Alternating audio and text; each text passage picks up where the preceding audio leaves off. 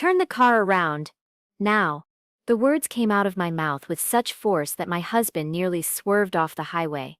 We were somewhere in upstate New York, maybe an hour from the Canadian border, when every instinct in my body started screaming that something was terribly wrong. Ruth, what's happening? My husband asked, already pulling over to the shoulder as cars whooshed past us. My hands were shaking as I stared at the innocent-looking overnight bag sitting in our back seat. Just minutes before, my son Brandon had called me. His voice strangely sweet, asking about that exact bag. The way he said "I love you" before hanging up. In 42 years, that boy had maybe said those words to me a handful of times, and never, ever during a casual phone call. "Something's not right," I whispered, my heart pounding. "We need to turn around right now." My husband looked at me with the same trust he'd shown for our 50 years of marriage. He didn't ask questions. He didn't argue. He just waited for a break in traffic and made a U-turn that probably saved both our lives. You see, what I discovered in that bag changed everything I thought I knew about my own son and the family I'd been supporting for years. What they had planned for me. What they were willing to sacrifice to solve their money problems. It was so devastating, so unthinkable, that even now, months later, I can barely believe my own child would put me in such danger.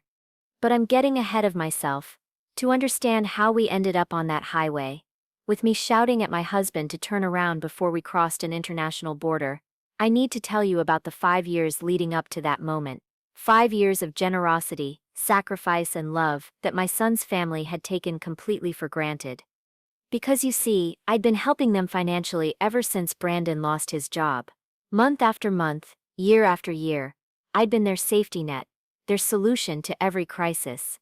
And they repaid that kindness by planning something so shocking, so criminal, that it could have destroyed my entire life. Let me start from the beginning, and you'll understand exactly why those 3 words, "turn the car around," were the most important I've ever spoken. Before we dive deeper into Ruth's story, please leave a comment telling us where you're watching from, and subscribe to Never Too Old channel. We're creating a community of incredible women who know that our best chapters can happen at any age. Now, back to the story. My name is Ruth Henderson. I'm 68 years old, and I live with my husband of 50 years in our cozy 3-bedroom home in Albany, New York. We raised 3 children in this house, and after decades of working as a school secretary, I retired with a modest pension and some savings that we'd carefully built up over the years. Life was good, peaceful even, until 5 years ago when everything changed for our son Brandon's family. Brandon had been working as a warehouse supervisor for nearly 15 years when the company suddenly downsized. Just like that. At 42 years old, he found himself out of work with a wife, Amber, and their 3-year-old son to support. The job market was brutal, and even when Brandon did find work, it was always temporary positions that paid far less than what he'd been making. As his mother, how could I just stand by and watch my son's family struggle? It started small, a couple hundred here and there to help with groceries when things got tight, gas money so Brandon could keep looking for work. Then their landlord raised the rent, and they couldn't make the difference. What was I supposed to do? Let my grandson get evicted? Before I knew it, I was covering most of their major expenses every month. Their rent, car payments, insurance, utilities. I was even buying all the groceries and paying for my grandson's daycare, so Amber could work her part-time job at a nail salon.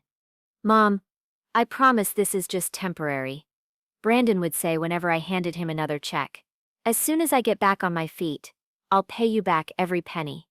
Amber would nod along, though I noticed she never seemed quite as grateful as Brandon. Sometimes I'd catch her rolling her eyes when she thought I wasn't looking, or making little comments about how some people have it easier than others. But I pushed those feelings aside because family helps family, right? And oh, how I loved spending time with my grandson. I was babysitting him almost every weekend, taking him to the park, reading him stories, spoiling him the way grandmothers are supposed to do. Those moments made every sacrifice worth it. My husband would sometimes worry that we were giving too much. "Ruth, honey, we need to be careful about our own retirement," he'd say gently. But I couldn't bear the thought of my grandson going without. Besides, We were managing just fine on our pension and Social Security. The years blended together like that. Brandon would find a job, lose a job, find another one that didn't pay enough. I kept writing checks, kept covering their shortfalls, kept being the reliable safety net that held their whole lives together. By the time my grandson started school, I realized I'd been supporting them for almost 5 years straight. Not occasionally, not just in emergencies, but consistently, month after month. They'd never had to worry about making ends meet because Grandma Ruth was always there to fill in the gaps. I thought I was being a loving mother and grandmother. I thought I was helping them get through a rough patch until they could stand on their own feet again. What I didn't realize was that somewhere along the way, my generosity had stopped feeling like a gift to them and had started feeling like an obligation. They'd gotten so used to my support that they began to expect it, to plan their lives around it, to see my money as their money. And when I finally, for the first time in 5 years, said no to one of their requests, well, that's when I discovered just how much my own family truly valued me beyond my bank account. Last January, everything changed with one phone call. My grandson had been attending the local public elementary school, and by all accounts, he was doing well academically. But Amber got on the phone and painted a completely different picture. "Ruth, he's being bullied constantly," she said, with dramatic concern. "These kids are so cruel, making fun of his clothes, excluding him from everything. The teachers don't care, and the class sizes are huge. He comes home crying almost every day." My heart immediately went out to my grandson. What grandmother wouldn't be devastated hearing that her precious grandchild was suffering? "There's this wonderful private academy across town." Brandon jumped back in. "Small classes, excellent anti-bullying policies, really individual attention for each student. It would solve all his problems." "That sounds perfect," I said, already imagining my grandson thriving in a better environment. "What do you need me to do?" "Well," Amber's voice got a little softer, "the tuition is pretty steep. It's about $15,000 for the remainder of this school term, and then it goes up to $18,000 annually after that." My stomach dropped. Those numbers were enormous compared to anything they'd ever asked for before. But then I thought about my grandson's tearful little face, and I almost said yes right there on the spot. Almost. "Let me think about this," I heard myself saying. "That's quite a bit more than our usual assistance." There was silence on the other end. I could practically feel their surprise through the phone. "Mom," my son said slowly, "this is about your grandson's happiness and future. Surely that's worth any amount of dollars." For 3 days I wrestled with the decision. My husband and I talked it through countless times. We looked at our budget, our retirement plans, our own financial security. The truth was, we could afford it, but it would mean significant changes to our lifestyle and future planning. But something else was bothering me too. In all the times I'd babysat my grandson recently, he'd seemed perfectly happy, chatty about his friends, excited about school projects, never mentioning bullying or problems. When I gently asked him about school, he just shrugged and said it was fine, and went back to playing. Finally, I called them back. "I've thought about this carefully," I told Brandon and Amber. "I love our boy more than anything, but I think we should explore other options first. Maybe we could meet with his teachers, or look into the school's anti-bullying programs, or even consider a different public school before jumping to private education." The silence that followed was ice cold. "So you're saying no?" Amber said flatly. "I'm saying let's try other solutions first, before committing to such a large expense," I replied, trying to keep my voice calm and reasonable. "Unbelievable," I heard her mutter to Brandon, though she clearly meant for me to hear it. "Some grandmother." The phone call ended shortly after that, with promises to look into other options that I could tell they had no intention of pursuing. Within a week, everything changed. Suddenly, my weekend babysitting sessions were canceled. "We're busy this weekend," became the standard response when I'd call to ask about seeing my grandson. Family dinners at their house, which had been a monthly tradition, stopped being mentioned. When I'd call just to chat with my grandson, the conversations became awkward and rushed. "He's doing homework," or "he's playing with friends," or "It's not a good time," became Amber's usual responses. The worst part was running into them at the grocery store one afternoon. My grandson saw me and ran over with the biggest smile, throwing his little arms around my waist for a hug.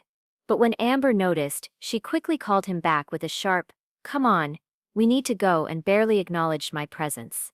My own grandson looked confused by his mother's cold behavior toward me. I could see it in his innocent little face. He didn't understand why Grandma Ruth suddenly wasn't welcome in their lives. For the first time in decades of providing assistance, I'd set one boundary, asked for one pause to consider alternatives, and this was their response. The message was crystal clear. My value to them was purely financial. The grandmother who had covered their expenses, watched their child, and been their safety net for half a decade, was being punished for daring to say, "Let's think about this," instead of immediately writing a check. 2 months went by like this. 2 months of being shut out, of missing my grandson terribly, of wondering if I'd made a terrible mistake. I started to question myself. Started thinking maybe I should just pay the tuition and get my loved ones back. That's exactly when they called with their sudden change of heart, and the invitation that would lead us to that highway in upstate New York. Looking back now, I realize those 2 months of cold treatment weren't punishment for saying no, they were preparation for something much worse. Then, just as suddenly as the freeze had begun, it ended. It was early April when my phone rang, and I heard my son's voice sounding more cheerful than it had in months. "Hey Mom, how are you and Dad doing?" he asked with an enthusiasm that immediately caught my attention. After 2 months of barely speaking to us, this dramatic shift felt almost jarring. "We're fine, dear," I said cautiously. "How's everyone there?" "Great. Actually, that's why I'm calling. Amber and I have been talking, and we realized we've been way too stressed about everything lately. We thought maybe it would be good for all of us to get away together, spend some quality time as relatives." My heart leaped. Despite everything that had happened, I'd miss them terribly, especially my grandson.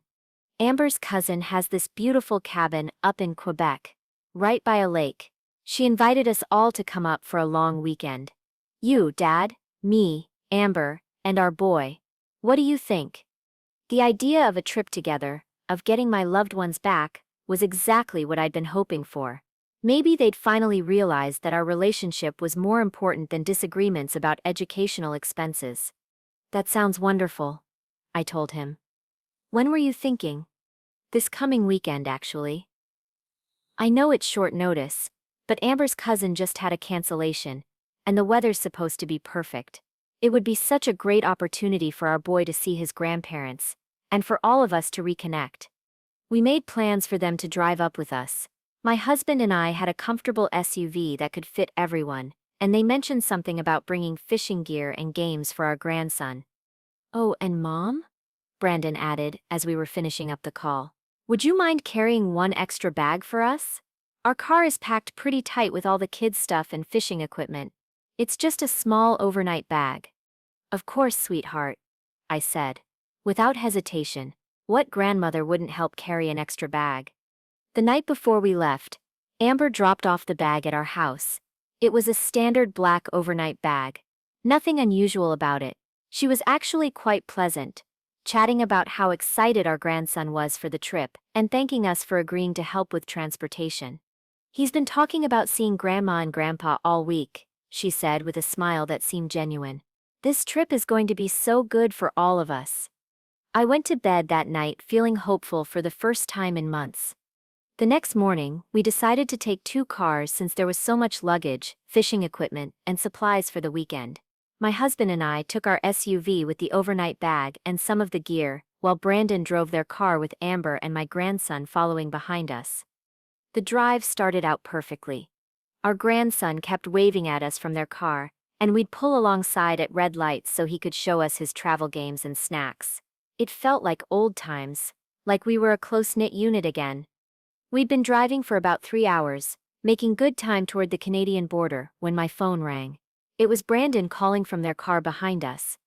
"Mom. Hey, quick question," he said, and something in his tone immediately put me on edge. There was a nervous quality to his voice that I'd never heard before. "Yeah, honey? That bag Amber gave you, You've got it with you, right? It made it into the car? Yes, of course. It's right here next to me. Good. Good. And you haven't, you didn't need to move anything around in it or anything, right? The question was odd. Why would I be going through their personal bag? No, sweetheart. I haven't touched it. Why? Oh, no reason. Just making sure everything's secure for the border crossing. You know how careful they are these days. He paused and then said something that sent chills down my spine. I love you, Mom. You know that, right? I really, really love you. My son had never in his entire adult life called me just to tell me he loved me. Never, and certainly never with that intensity, that almost desperate tone. I hung up the phone, but my hands were trembling. Every maternal instinct I'd developed over nearly 7 decades was suddenly screaming at me that something was terribly wrong. Turn the car around. Now. That's when I shouted those words to my husband. The words that probably saved both our lives. We pulled over at the next exit, and while my husband kept everyone distracted, I quietly opened that innocent-looking overnight bag. What I found inside made my blood run cold. Carefully hidden beneath my grandson's folded pajamas, and some of his favorite toys were small packages wrapped in plastic. Even at my age, I wasn't naive enough not to recognize what I was looking at. Drugs. A significant amount of them. My own son and his wife had planned to use me as an unwitting drug smuggler across an international border. They'd counted on my love for my grandson, my desire to reconnect with the relatives, and my complete trust in them to carry their illegal cargo without question. If we'd been caught at that border, and with the way they were checking cars that day, we very well might have been, I would have been the one facing criminal charges. At 68, I would have been looking at years in prison for drug trafficking. And Brandon's phone call? That wasn't checking on the bag. That was him getting emotional because he knew he was about to destroy his mother's life to solve his own problems. The worst part was realizing that this entire reunion trip had been planned from the moment I'd said no to that tuition. The cold treatment, the sudden reconciliation, the urgent timeline, the cousin's cabin, all of it had been a carefully orchestrated plan to manipulate my love for them into committing a federal crime. As I stared at those packages hidden among my grandson's innocent belongings, I realized that my own child was willing to sacrifice everything.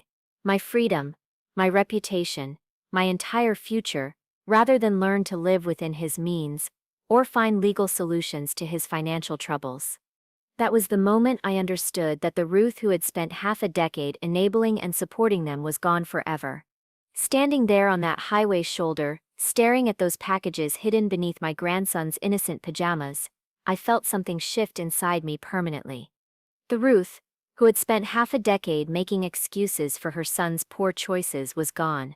The grandmother who had prioritized keeping peace over protecting herself had vanished in that moment of terrible clarity. My husband walked over quietly. "What did you find, honey?" I showed him the contents without saying a word. His face went white, then hard with an anger I'd rarely seen in our 50 decades of marriage. "We're going home," he said simply. "Right now." From their car behind us, I could see Brandon getting agitated, probably wondering why we'd stopped. My phone started ringing again, but I turned it off. I couldn't bear to hear his voice knowing what he'd planned to do to me. The drive back to Albany was silent between my husband and me, but my mind was racing. Every moment of the past 2 months suddenly made perfect sense.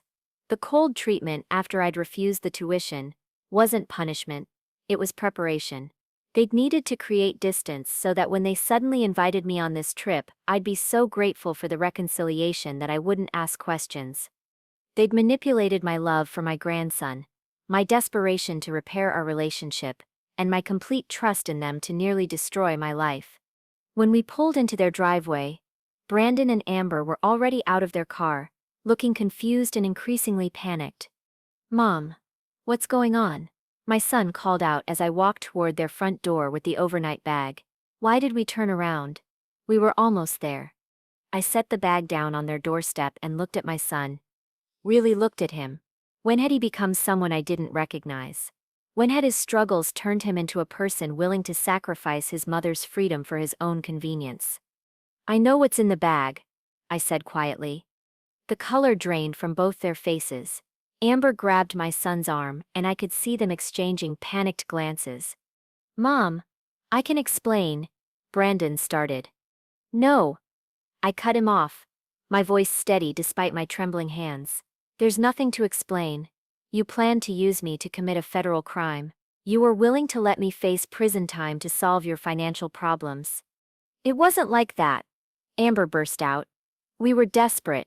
We owe people significant amounts, and they were threatening us. We thought if we could just make one trip. You thought you could sacrifice me instead of dealing with your own choices, I finished for her. My grandson was standing behind them, looking confused and scared by the adult's strange behavior. My heart broke for him, caught in the middle of his parents' terrible decisions. I want you to listen to me very carefully, I continued, my voice growing stronger. I will no longer be providing any financial assistance to your household. No rent help, no car payments, no groceries, no emergency funds, nothing. Mom, you can't be serious, Brandon said, desperation creeping into his voice. We depend on that support. We can't survive without it. Then you'll need to figure out how to survive, won't you? I replied. The same way millions of other adults manage their finances without putting their mothers at risk for federal drug charges. I turned to walk back to our car, but Brandon grabbed my arm. Please, just think about this. We made a mistake, but if you cut us off now, we'll lose everything. The house, the cars, everything. I gently pulled my arm free and looked at him one last time. You were willing to let me lose everything. My freedom, my reputation, my entire future. Now you'll have to face the consequences of your own choices. As we drove away, I could see them in my rearview mirror, standing in their driveway holding that bag, probably realizing for the first time that their financial safety net was gone forever. That night, I sat at my kitchen table and made a list of every automatic payment, every monthly check, every form of assistance I'd been providing. The total was staggering. I'd been essentially subsidizing their entire lifestyle for so long that I'd forgotten what our own budget looked like without those expenses. Within a week, I'd canceled every form of support. The bank accounts they had access to for emergencies, the credit card I'd given them for groceries, the automatic payments for their car insurance. All of it, gone. I also did something else that night. I called a lawyer and described what had happened, asking what legal steps I should take to protect myself. He was horrified by their plan, and helped me document everything in case they ever tried to claim I'd been involved willingly. For the first time in decades, I was putting my own safety and well-being ahead of my son's convenience. It should have felt selfish. But instead, it felt like the most responsible thing I'd ever done. Because the truth was, by enabling their poor choices for so long, I hadn't been helping them. I'd been preventing them from learning to solve their own problems, to live within their means, to make adult decisions about their lives. And now, finally, they would have to. 4 weeks after I cut them off, reality hit them hard. My phone started ringing constantly. First it was Brandon, then Amber, sometimes even using my grandson's phone to try to guilt me into answering. I let every call go to voicemail. The messages started out angry. Mom, our credit cards are being declined everywhere. You can't just abandon us like this. Then they became desperate. Please, we're about to lose the house. Just help us one more time, and we'll figure something else out. But I'd heard those promises before, for 5 long decades. This time, I stayed strong. Then came the call from my daughter-in-law's sister, whom I barely knew. Ruth. I think you should know that Amber and Brandon are planning to try that Canada trip again, she said quietly. But this time, they're planning to go themselves. They're desperate, and I'm worried they're going to do something stupid. My blood ran cold. Even after everything that had happened, they were still planning to traffic drugs rather than find legal solutions to their debt problems. When? I asked. This weekend. They asked me to watch their son, said they were going on a business trip for a couple of days. I immediately called my lawyer. He advised me to contact the authorities with this information, but I couldn't, even after what they'd tried to do to me. That Saturday morning, I was drinking coffee in my kitchen when my phone rang. It was a number I didn't recognize. "Is this Ruth Henderson?" a woman's voice asked. "Yes. This is Officer Martinez with U.S. Border Patrol. Your son Brandon Henderson and daughter-in-law Amber Henderson were arrested early this morning, attempting to cross into Canada with illegal substances. They listed you as their emergency contact." My hands started shaking, but not from shock. I'd known this call was coming. "Their son," I managed to say. "Where is their son?" "He's currently with a family member. But Child Protective Services needs to arrange proper placement, since you're listed as next of kin." Within hours, I was filling out emergency custody paperwork. My grandson, confused and scared, came home with me that afternoon, carrying a small suitcase and his favorite stuffed animal. "Grandma Ruth," he asked, that first night as I tucked him into the guest bedroom that would become his room, "when are Mom and Dad coming back?" How do you explain to an 8-year-old that his parents chose to risk everything, including him, rather than learn to live responsibly? "They made some bad choices, sweetheart," I told him gently. "But you're safe here with Grandpa and me, and we're going to take very good care of you." Over the following months, the legal process unfolded exactly as I'd expected. Brandon and Amber were sentenced to 18 months in federal prison. The house they couldn't afford without my assistance went into foreclosure. Their cars were repossessed. But you know what?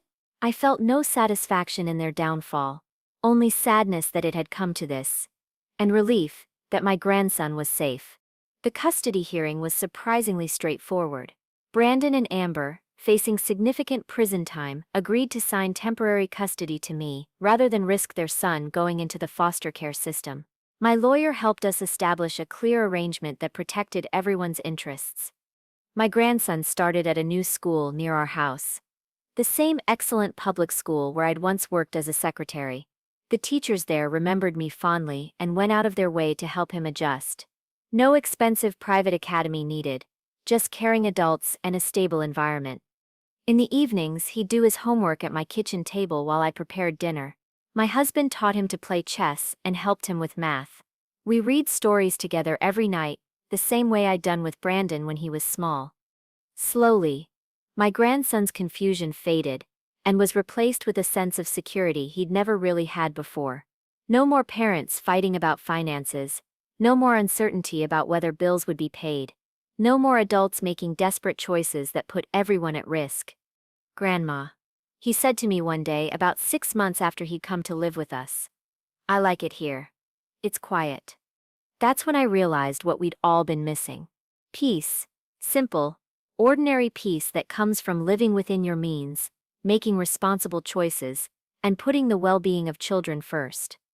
As for Brandon and Amber, they write occasional letters from prison.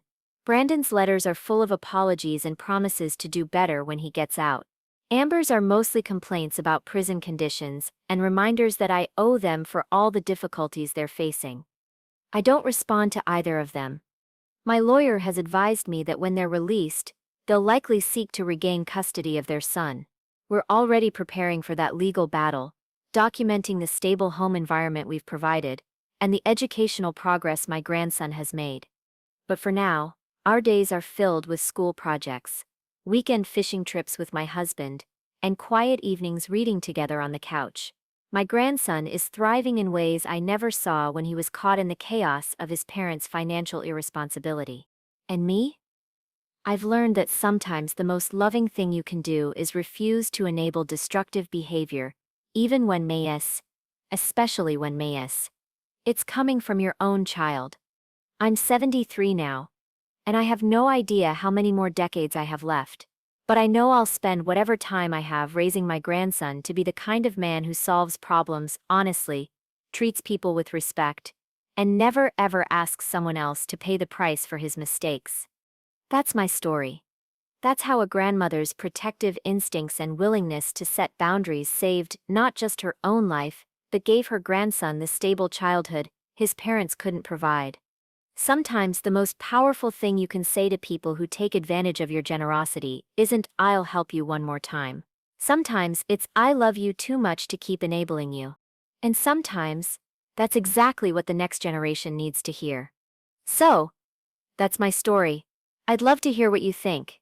Have you ever had to set difficult boundaries with family members who were taking advantage of your generosity?